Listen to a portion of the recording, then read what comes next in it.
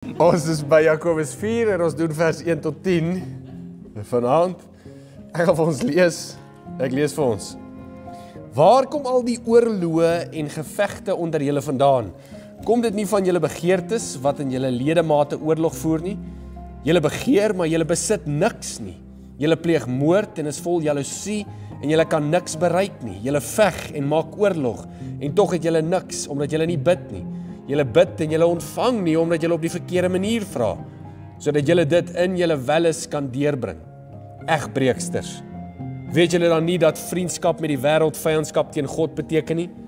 Wie ook al 'n vriend van die wêreld wil wees, maak homself 'n vyand van God.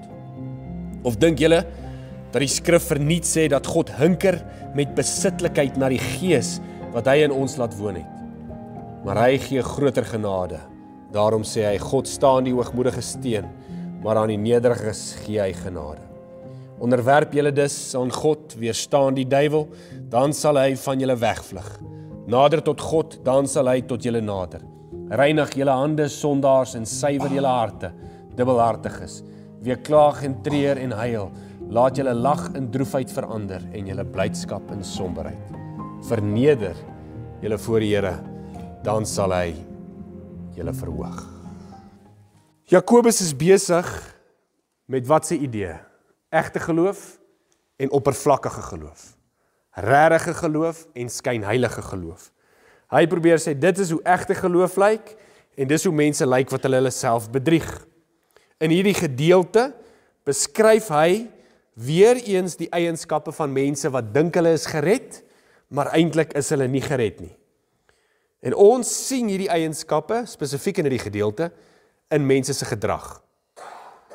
Inteendeel, jy sien dit sommer in hulle oorloë en gevegte binne die kerk. Dis wat hy sê. Hoe ons omgaan met die wêreld, hoe ons die wêreld hanteer, hoe ons lewe, dit gaan vir ons sê wat ons glo.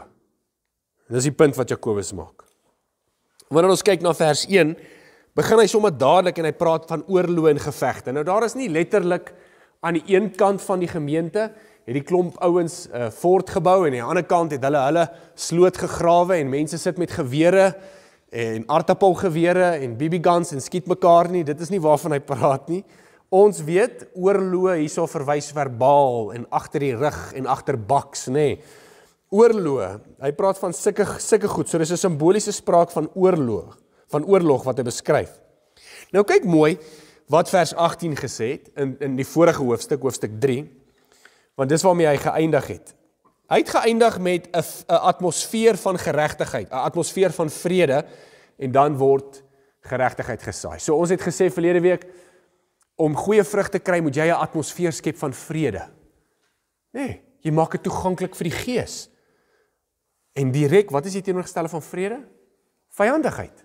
En dit is wat hy nou sê. So wat, hy sin speel. Hy sê, as jy 'n atmosfeer van vrede skep in jou geloofslewe, 'n atmosfeer van God se vrede, dan groei God se vrug in jou. Hy sê, maar as jy vyandigheid in jou lewe skep, oorloë, hy sê, dan is jy 'n vriend van die wêreld. Hy is besig om daai twee goeders te sin speel. En dis wat hy sê. Hy doen die tweede, hy sê, hierdie ouens van hierdie gemeente kweek die teenoorgestelde atmosfeer vir geregtigheid om te kan geskied. Hulle kweek nie 'n atmosfeer vir God se gees om gesond onder hulle te kan wees nie. En hy sê 'n rede daarvoor.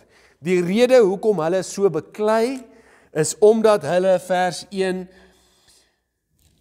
dit kom van julle begeertes. Julle begeertes. Met ander woorde, selfsugtige begeertes. So daar's mense wat in die kerk sit, wat sê, ek wil hê dit moet gaan oor my status, my begeertes, my rigting. En wie ook al in die gemeente in my pad staan, herder, lidmaat, kind of nie, ek sal hom vasvat. Dis wat hy sê. Dit is wat besig is om te gebeur. Ons sien dat hy praat met sy broers, ons het dit uit die vorige gedeelte gesien, maar hier sien ons ook dat nie almal werklik Christelike broers is nie. So die kerk is mense, hierdie kerk, hierdie spesifieke gemeente, is mense wat Christene is, maar mense wat ook vriende van die wêreld is. Ons kan dit seker maar duideliker stel en sê vriende van die Satan. Want die wêreld is die wêreld is die Satan se, né? Hy is die prins van die wêreld. So, daar is mense in die gemeente wat vir God is, dan is daar mense wat teen God is. En ek dink dit is 'n vraag wat jy jouself moet vra. As ek in die kerk sit ek hier vir God of sit ek hier teen God? Hoor wat sê Paulus, 2 Korintiërs 6:14, ek lees vir jou. Hoor wat sê hy?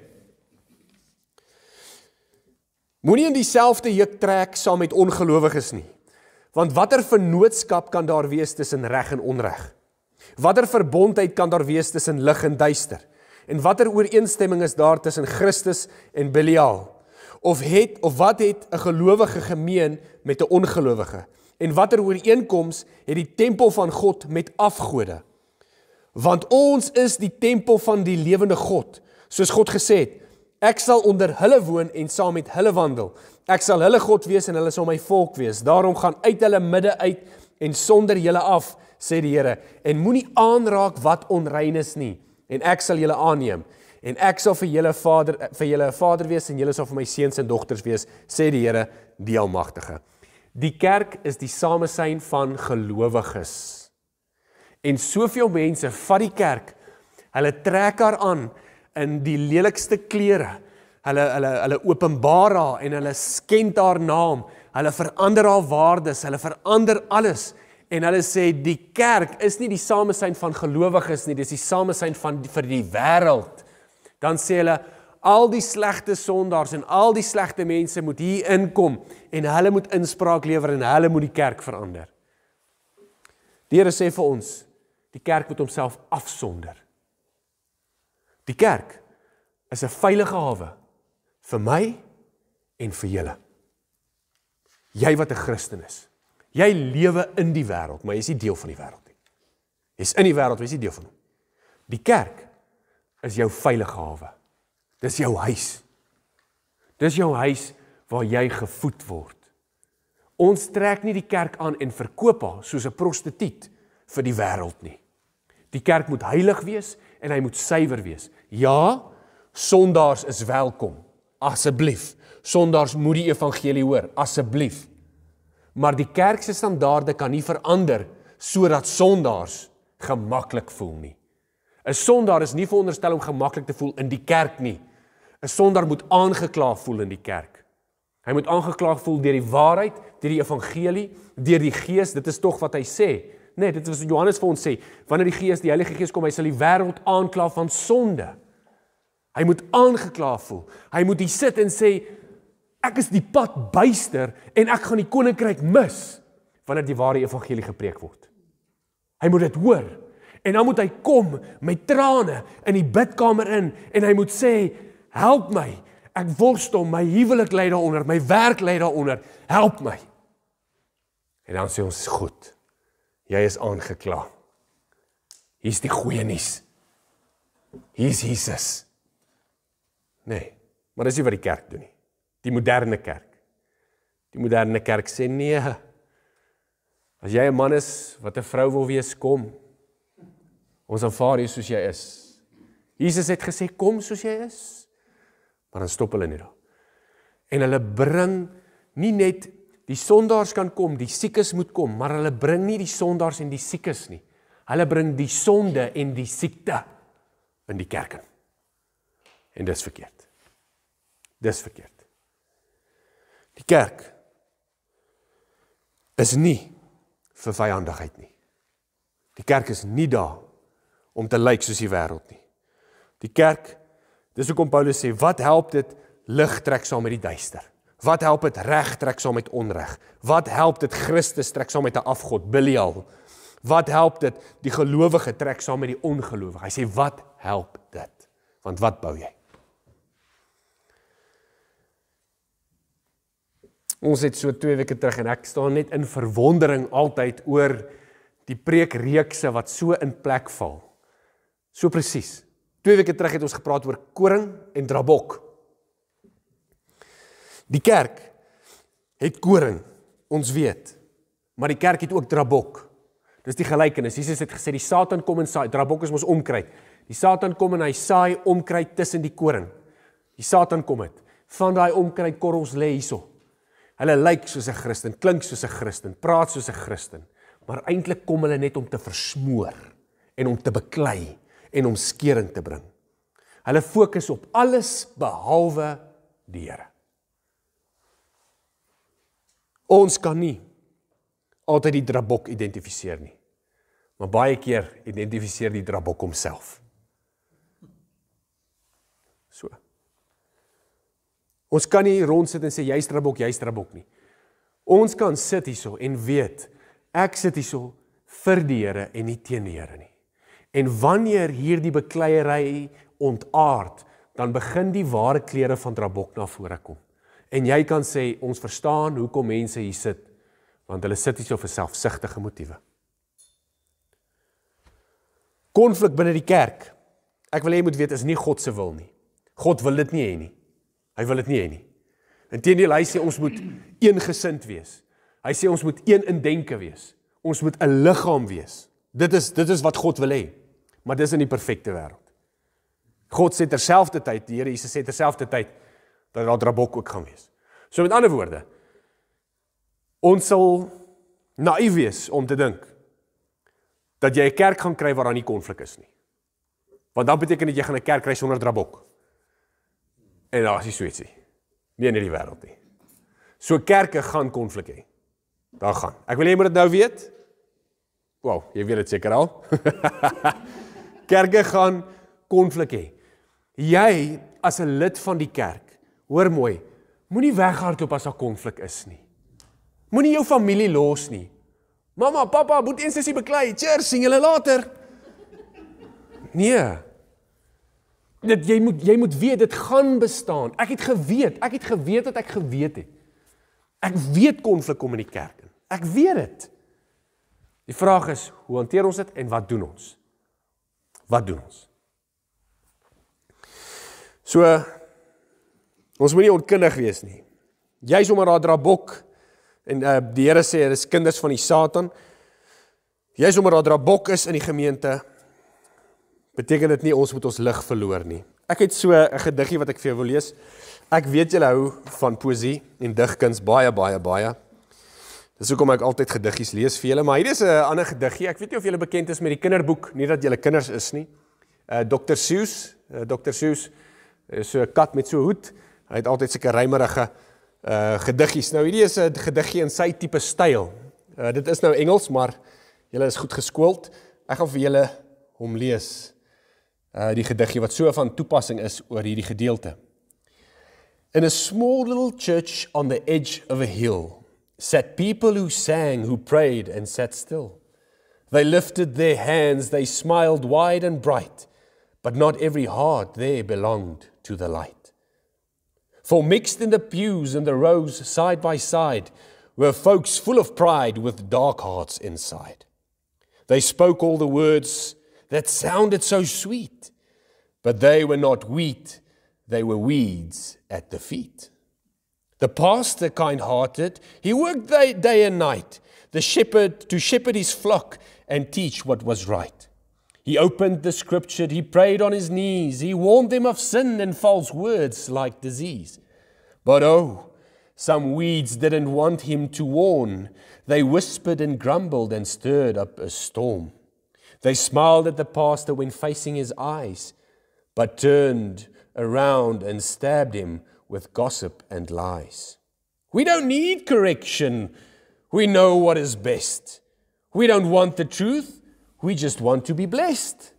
They twisted his words. They sowed little fights. They tried to snuff out his God-given light. But one little girl, an old man or two, sat reading their Bibles, knowing what's true. They saw through the weeds. They heard the right sound. For wheat knows the shepherd and loves solid ground. Remember the words of the Savior so clear. Let both grow together, the judgment is near.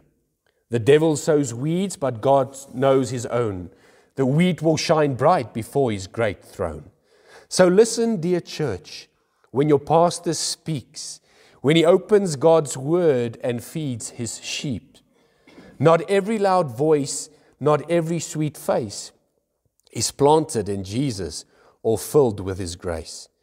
Test all by scripture, stand firm and be wise, don't fall for the weeds or believe their disguise. Stay rooted in Christ, in his truth and his ways, for his light will burn through the darkest of days.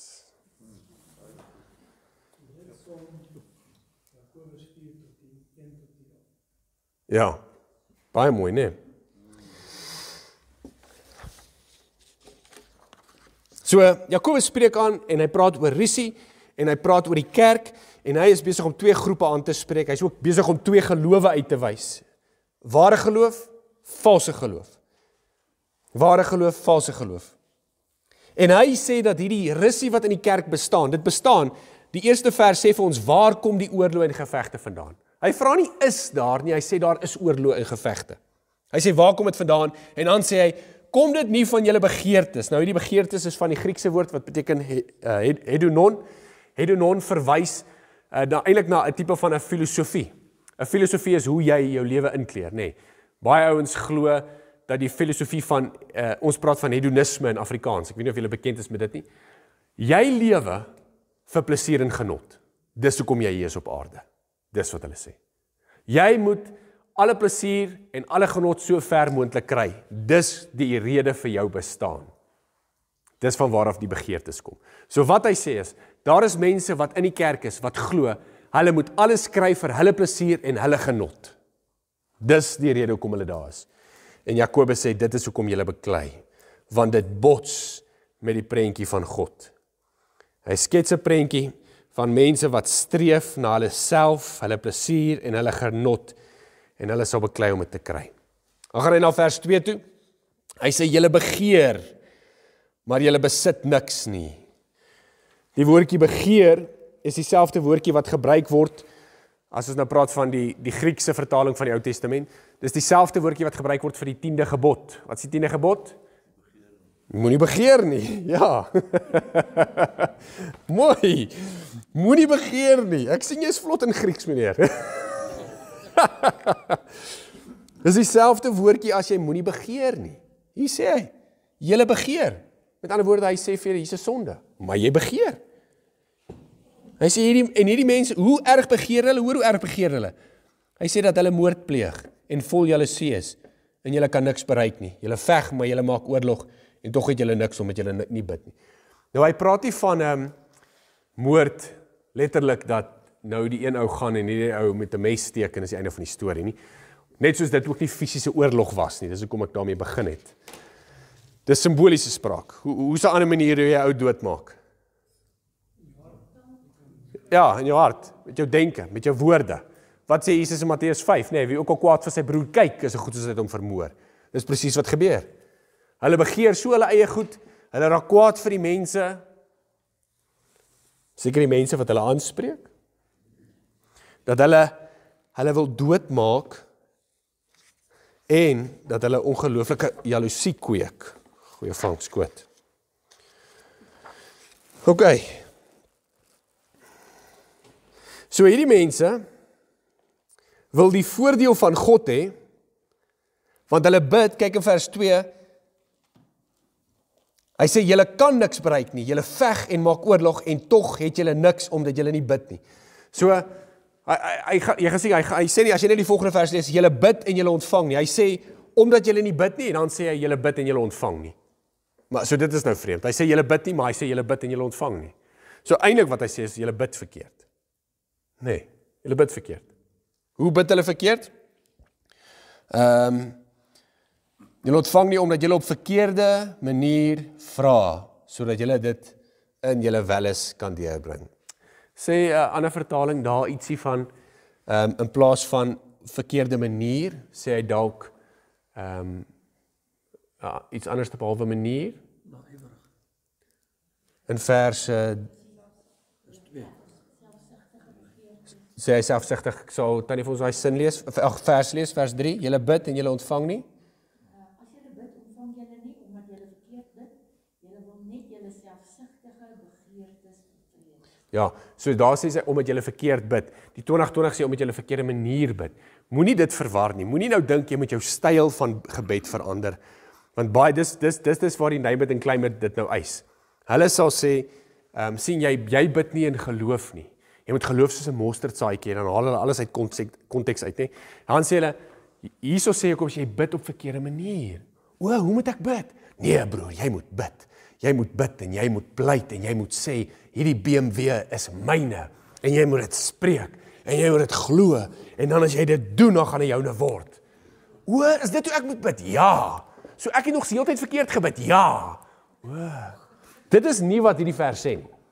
Hy praat nie van manier nie. Hy praat vir die inhoud van wat jy bid. Jy bid verkeerd vir die verkeerde inhoud. Jy bid vir selfsugtige begeertes, want as jy net die vers klaar lees, sal die vers vir jou sê, julle bid in julle eie welis, selfsugtige begeertes. Dis waarvoor julle bid. So wat is die verkeerde manier? It's all about me. Nee, it's all about me. It's all about me. Gee vir my BMW's. Hy sê hulle bid verkeerd. Hilux. Hou die voort. Kom ons gaan aan. Asseblief bly op punt. Bid vir hulle selfsugtige begeertes. Die rede hoekom hulle niks kry, en hy sê hulle kry niks. So dis duidelik nie van God nie. En nou weet jy wat gebeur in vandag se kerk as hulle niks kry nie? Hulle gaan na 'n ander een toe. Die kerke waar hulle niks gaan kry nie, maar die woord word kon, hulle gaan na 'n ander een, 'n prediker wat vir hulle sê wat hulle wil sê. Ja, hulle moet meer gee, en hulle kry nog steeds niks. Inteendeel, hulle word geglo dat hulle iets kry, want hulle kry 'n groot seën, as hulle net gee. Maar dis mense wat geroof word. Hulle word ingedoen en hulle word gekil. Ek sê, steel die mense se geld. So hulle bid met verkeerde motiewe vir genot en plesier. Hulle selfsugtige motiewe soek net na plesier en genot. En dit is die ondergang van hulle geloof. Inteendeel, ek wil vir jou sê, dat, kom ek lees net gou vir jou in Romeine 1. Paulus skrywe hieroor, in die laaste dae, en dit is hoekom die kerke is waar die kerke is, en dis hoekom kerke afvallig raak en valse leerstellings aankweek, en dis hoekom predikers en universiteite nou al die goed toelaat en sê, jy weet, ons aanvaar die sonde, jy hoef niks van jou lewe te verander nie, jy hoef nie te bekeer nie, sê net 'n gebedjie, dis die einde van die storie, dis reg, 'n man kan 'n man trou en 'n vrou kan 'n vrou trou. Hulle sê al die goeters, want dit gaan oor hulle selfsugtige begeertes. En hoor wat sê Romeine 1, ek gaan vir jou nou die verse sê, 1 vers 18, die toorn van God word vanaf die hemel geopenbaar oor al die goddeloosheid en ongeregtigheid van mense, wat volhou om die waarheid deur ongeregtigheid te probeer onderdruk. Hulle selfsug, omdat dit oor hulle gaan, onderdruk hulle die waarheid. Dis hoekom ek partykeer nie kan verstaan nie. Ek praat met iemand, en ek sê, broer, jy is besig om, jy wil nou die pad vat, maar luister net, waartoe gaan jy? Waarmee is jy besig? Nee, die Here het vir my gesê. En eintlik wat gebeur is, hulle onderdruk die waarheid. En ek sê, hoe kan 'n ou so blind wees? Hoor, vers 21 van Romeine 1. Alhoewel hulle God ken, dis mense wat God ken, het hulle hom nie as God geëer of gedank nie. Inteendeel, hulle denke het sinneloos geword en hulle onverstandige hart is verduister. Hulle verval in hulle eie visie en hulle vergeet van God. Hoor vers 24. Daarom het God hulle deur middel van die begeertes van hulle harte oorgegee aan onreinheid, naamlik om hulle liggame onder mekaar te onteer. Daar kom homoseksualiteit. Dis wat gebeur. Hoekom laat synodes en kerke sulke goed toe? Die Here het hulle oorgegee aan hulle eie sinlose redenasies. Hy sê, ek is klaar met julle. En dan redeneer hulle en sê, dis teologies. Hoor vers 26. Daarom het God hulle oorgegee aan oneerbare drange, wat hulle vroue het die natuurlike seksuele omgang verruil vir omgang teen die natuur, wat van natuur is, né? Hoor vers 28. En omdat hulle dit as verwerplik beskou het, om aan God erkenning te gee, het hulle oorgegee aan 'n verwerplike denkwyse, sodat hulle onbetaamlik optree. God sê, wat aansluit by Jakobus. Hy sê, hierdie mense is so vol van hulle self, dat hulle nie fokus op God nie. En omdat hulle dit doen, gaan hulle self al hoe meer en al hoe meer en al hoe meer word. Dat hulle waansinnige goed begin doen. En dan kyk 'n Christen na daai ou, en hy sê, hoe kan hy dit doen? En jy verstaan dit nie. Maar vir hom is dit die regste ding in die wêreld om te doen. Want hy's blind vir sy eie goed, sy eie begeerte. Dan kom Jakobus by vers 4, en hy noem hulle 'n harde woord, egbreeksters. Nou hy praat van die vroulike vorm, hy praat nie van 'n egbreekster nie, egbreeksters, hy verwys na die vroulike, die rede hoekom hy verwys na die vroulike, is omdat die kerk die bruid van Christus is. So hy verwys na ouens wat sê, hulle sit in die kerk, maar hulle is so vol van hulle self, en God sê, julle breek egbreek met my. Ja. Is jy nou manlik?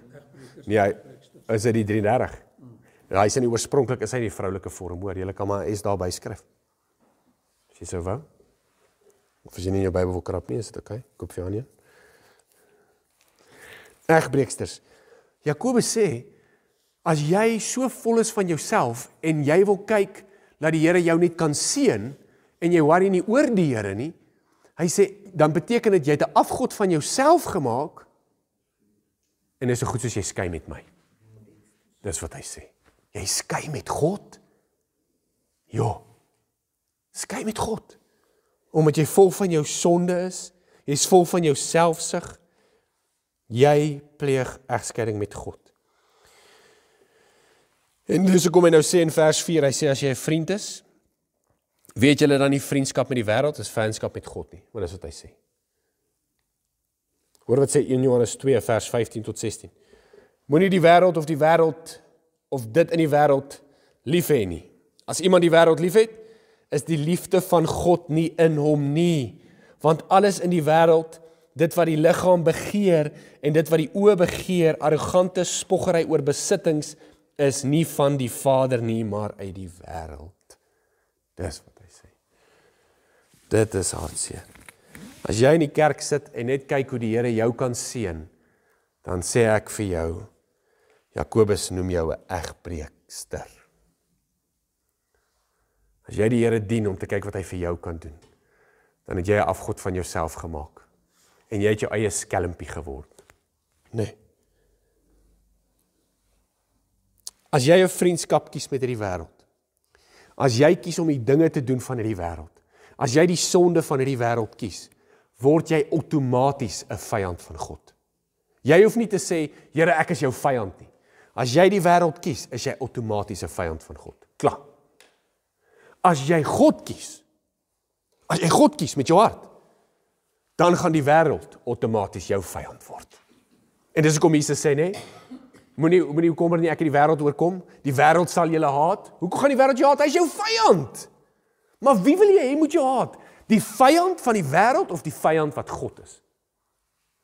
Jou vyand word bepaal deur jou keuse. Wie kies jy om lief te hê, want dan gaan jy weet wie is jou vyand. Wie kies jy om lief te hê? Hier is nie, maar ons kom by dit, dubbelhartigheid nie. Jy kan nie 'n vriend van al twee wees nie. Maak nie saak hoe sosiaal jy is nie. Maak nie saak hoe goed uitgesproke jy is nie. En maak nie saak hoe gasvry jy is nie. Jy gaan nie 'n vriend van almal kan wees nie. Maak nie saak hoeveel muffins jy voorsit nie. Of hoe lekker jou koffie is. Nee. Ek's amper daar.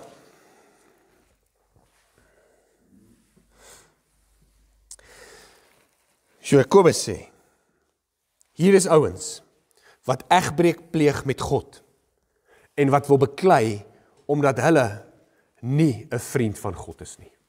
Wat dink jy gaan gebeur as hier mense sit in 'n kerk en hulle is nie bevriend met God nie, maar hulle is bevriend met die wêreld. En hier sit mense in 'n kerk, en hulle is bevriend met God, maar nie bevriend met die wêreld nie. Wat gaan gebeur? Konflik. Dis al. Konflik is die vrug van wie in die kerk sit. Dis al. Dis konflik. Dan vers 5 is 'n bietjie van 'n moeiliker vers om te interpreteer. Hy sê, of dink julle dat die skrif verniet sê dat God hunker met besitlikheid na die gees wat hy in ons laat woon het. So, Jakobus sê die skrif sê God hunker met besitlikheid dat hy na ons besitlikheid en hy die gees wat hy ons laat woon het. Maar daai skrifvers kry ons nie in die Bybel nie. Ons kry dit nie in die Bybel nie. Hy staan nie in die Bybel nie. So Jakobus sê, dink jy verniet die skrif sê dit, maar die skrif sê nie daai spesifieke vers so nie. So wat hy dan eintlik kan bedoel, wat ons dink, is in plaas van dat hy die presiese woorde so sê, sê hy eerder die idee. Hy praat eerder van die konsep. So hier's die konsep. Exodus 20 vers 5. Jy mag nie voor hulle in aanbidding buig nie, en jy mag hulle nie dien nie, want ek, die Here jou God, is 'n besitlike God, wat kinders laat boet vir die sondeskuld van ouers, selfs die 3de en die 4de geslag van hulle wat my verwerp. So hy praat van die konsep van God wat besitlik is. Het jy geweet God is besitlik oor jou? Ek is besitlik oor my kinders. Verseker. Exodus 34:14, hoor wat sê hy?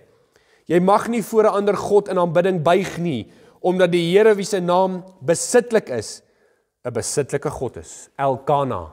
Het julle daar gehoor Elkana? Elkana. Exodus 34:14. God noem homself, die een vertaling sal sê jaloesie, 'n jaloerse God.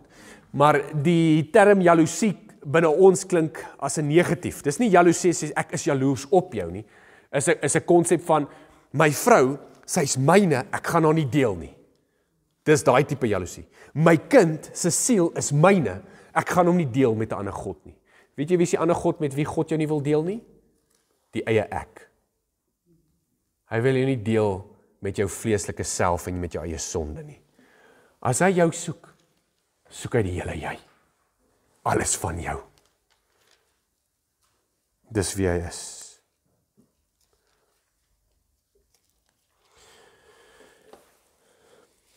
Esegiel het ook een keer 'n uitspraak gelewer teen Juda. Esegiel 16:32, waar hy hulle ook egbreeksters genoem het. Hy sê jou egbreekster, in plaas van haar man ontvang sy vreemdes. So deur jy wat die wêreld ontvang jy 'n vreemde. Hy sê dit vir Juda. Hy sê in plaas van dat jy God ontvang, jou man, want jy is die bruid, ons is die bruid, in plaas van dat ons die bruidegom ontvang ons vreemdes. Ons ontvang die wêreld. Dis wat ons doen. Kom donderdag vir Hemelvaart. Nee, julle sal myself moet hoor. Hoor wat sê 1 Johannes 2:15. Moenie die wêreld, of dit in die wêreld is, lief hê nie. As iemand die wêreld lief het, is die liefde van die Vader nie in hom nie, né? Ek het dit gesê. Dan vers 6. Nou gaan ons vinnig loop, hoor. Hier kom 'n wending. So hy het nou gesê, dis die probleem, dis wat fout is, egbreek, jy egbreek teen God, want jy verhef jouself, jy maak jouself 'n God, jy begeer, jou rigting, jou visie, God is nie in jou nie, en nou kom jy maar. Hier kom die goeie nuus. God het altyd goeie nuus. Hy los nie net sy kinders om te vergaan nie. Hy is heilig, maar hy het liefde. Hy het toorn, maar hy het genade. Maar, daarom sê hy, vers 6, maar hy gee groter genade. Hy gee groter genade. So met ander woorde, daar is 'n oplossing vir jou. As jy volhard in sonde, as jy vol is van jouself, God gee genade. Wat moet jy doen? Kyk wat sê hy.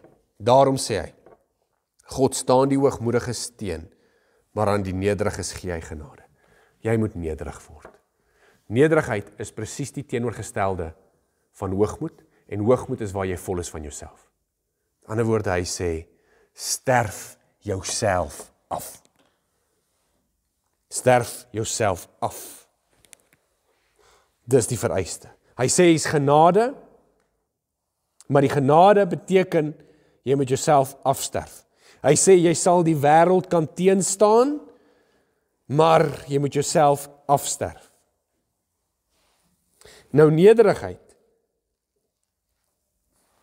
is nie gehoorsaamheid nie. Ek wil hê jy moet dit weet. Nederigheid is nie gehoorsaamheid nie. Nederigheid beteken onderdanigheid. Ek is nederig voor God, ek wil hom gehoorsaam. Maar omdat ek hom wil gehoorsaam, sal ek onderdanig wees. Uit onderdanigheid uitvloei gehoorsaamheid. Ek is nederig, ek is min, God is meer, en omdat ek onder hom is, onderdanig, sal ek luister wat hy sê, en ek sal doen wat hy sê, dan kom gehoorsaamheid. Moenie probeer gehoorsaam wees uit hoogmoed uit nie. Dit gaan nie werk nie.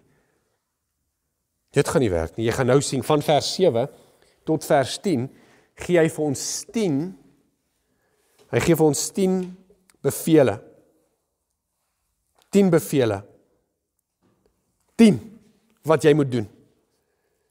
Die eerste 4 is bekeringsbevele. 4 keer beveel hy jou om te bekeer. Hy beveel jou. Hy begin by nommer 7, hy sê onderwerp jou. Dis presies dit. Onderwerping veroorsaak nederigheid. En wanneer jy jouself onderwerp, moet jy die duiwel weerstaan. Wat is die duiwel? Jouself, drank, sonde, boosheid, alles van die wêreld. Gierigheid, weerstaan dit. So hier is iets interessant. Wanneer jy jouself onderwerp, kom die duiwel, wat krag het, hy het krag die vyand in die wêreld, verseker het hy krag, maar jy sal kan krag hê om hom te weerstaan, en nie net dit nie, hy sal van jou vlug, dis uitstekende nuus. Hy sê nie vloek die duiwel nie, hy sê nie bind die duiwel nie, hy sê nie slaan die duiwel met 'n sweep nie, hy sê net, staan vas in wat jy glo, weerstaan die sonde, moenie ingee nie, en bly in wat jy glo.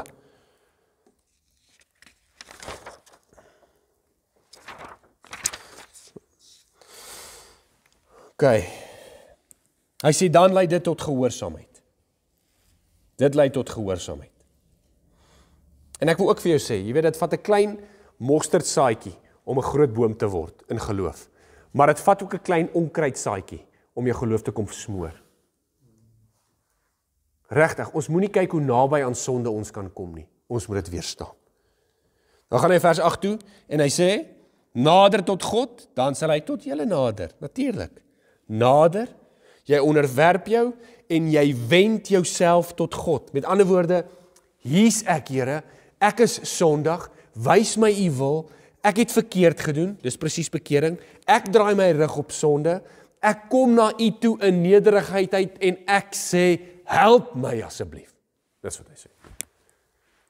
En dan sê die skrif, God kom.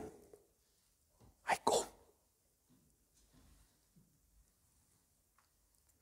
Dan sê hy, nog 'n bekering, reinig julle hande. Om jou hande skoon te was, beteken om skoon te wees van dade. Dan sê hy, reinig julle hande, sondaars, suiwer julle harte.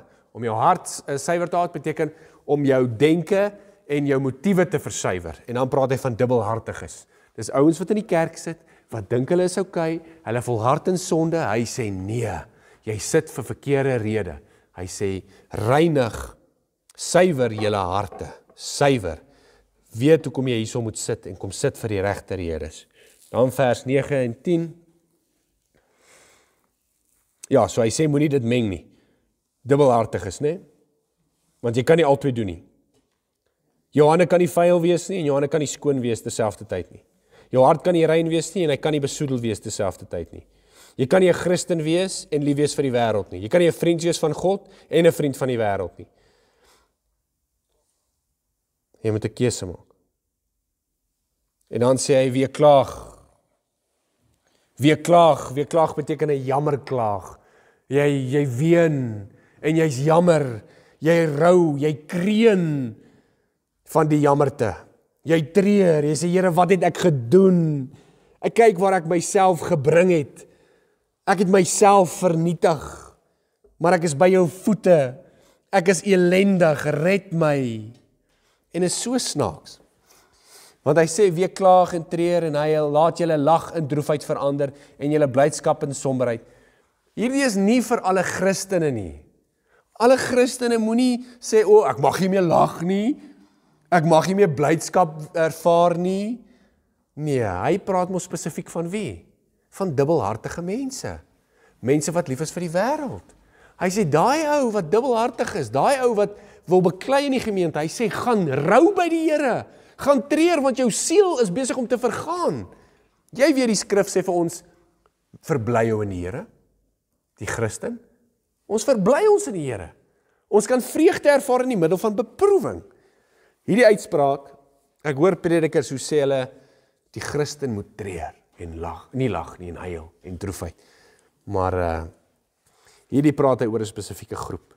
En dis hoekom ek sê, wanneer 'n ou sy lewe wil verander, jy het nie die krag om jou lewe te verander nie. Gaan na die Here toe. Gaan huil, gaan bid en gaan smeek. Nie vir 'n sekond nie, gaan smeek elke aand. Hoe belangrik is jou siel vir jou? Wat is jou siel werd, het ons Sondag gevra. As hy baie werd is dit net een iemand wat hom kan red en dis God, deur sy seun Jesus Christus. En jy moet hom vra dat hy jou siel kom red. Dis hoekom hy sê, gaan treur. Sien jy, dis bekering. Hy beskryf bekering. Alright. En is interessant, want hy beskryf eintlik die twee ideales wat die kern is, of die twee temas wat die kern is. Hy beskryf die konsep van die wêreld. Genot en plesier is mos goed wat jou laat lag en jou bly maak. En hy sê, daai lag en blydskap is vals. Hy sê, verander daai lag en blydskap en verander dit in droefheid en gaan huil en in somberheid. En dan vers 10, ek hou van hoe hy dit sê, hy sê tot so 'n mate, dis 'n sterk, dis 'n kragtige oproep, hy sê, verneder jouself voor die Here. Verneder jouself. Ou Testamentiese tye het hulle sak en as gesit, né? Sak en as. Sak en as, jy's sak vol as en jy gooi, jy's vuil, jy vas en jy sak en as en jy's vuil, jy's die minste van die wins, jy rol op die grond rond, want jy wil vir jouself sê, ek verneder myself vir God, ek is niks, ek is maar 'n wind, ek is 'n wurm. Hierdie vernedering is 'n vernedering van bekering, om jou sonde te erken, en om te sê, Here, nog my hele lewe lank het ek my eie ding gedoen. Ek was so vol van myself. Red tog my siel. En dan kom die belofte. Hoor jy die mooi belofte? Wanneer jy dit doen, sal hy jou optel. Hy sal jou verhoog. Hy doen dit. Hy doen dit.